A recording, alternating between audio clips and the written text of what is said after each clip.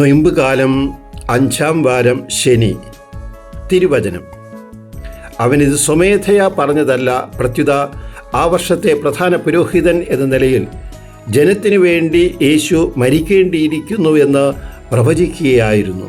യോഹന്നാന്റെ സുവിശേഷം 11-ാം അധ്യായം 51-ാം തിരുവചനം. ജീവിതത്തിൽ നന്മയുണ്ടാകണമെങ്കിൽ നാം സഹിക്കുവാൻ തയ്യാറാകണം. സാമൂഹ്യ പ്രശ്നമാണെങ്കിലും നേതൃത്വം ഏറ്റെടുക്കുവാനും രംഗത്ത് നിന്ന് പ്രവർത്തിക്കുവാനും ഒരാൾ ആദ്യം മുന്നിലോട്ട് വരണം.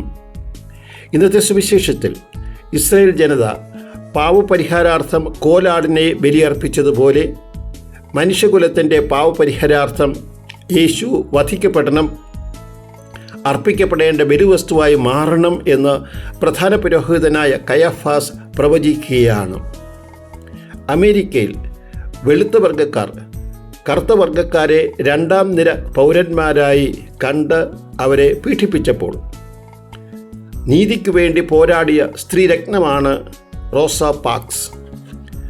കറുത്ത വർഗ്ഗക്കാർക്ക് ഇരിക്കുവാൻ അനുവാദമുണ്ടായിരുന്ന ബസ്സിലെ സീറ്റിൽ നിന്നും വെളുത്ത വർഗ്ഗക്കാർക്ക് വേണ്ടി സീറ്റ് ഒഴിഞ്ഞു കൊടുക്കുവാൻ ഡ്രൈവർ ആവശ്യപ്പെട്ടപ്പോൾ കൂടെ ഉണ്ടായിരുന്ന 3 പേർ ഒഴിഞ്ഞു കൊടുത്തു. റോസ പാർക്സ് അതിന് തയ്യാറായില്ല.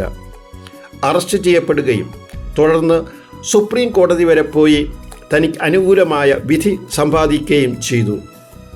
ഒരു ബസ് സമരത്തിൽ തുടങ്ങിയ പ്രക്ഷോഭം അമേരിക്കൻ സിവിൽ റൈറ്റ്സ് മൂവ്മെൻറ്റ് വിജയിക്കുന്നതിൽ വരെ നിർണായകമായ ഒരു ഘടകമായി മാറി. നീതിക്ക് വേണ്ടി നിലപാടുകൾ എടുക്കുവാൻ, രംഗത്ത് നിന്ന് പ്രവർത്തിക്കുവാൻ, എന്ത് ത്യാഗവും സഹിക്കുവാൻ, യേശുവിനെ പോലെ ജീവിതം ഒരു ബലിവസ്തുവായി സമർപ്പിക്കുവാൻ യേശു നമ്മെ ഈ വേളയിൽ സ്നേഹപൂർവ്വം ക്ഷണിക്കുന്നു.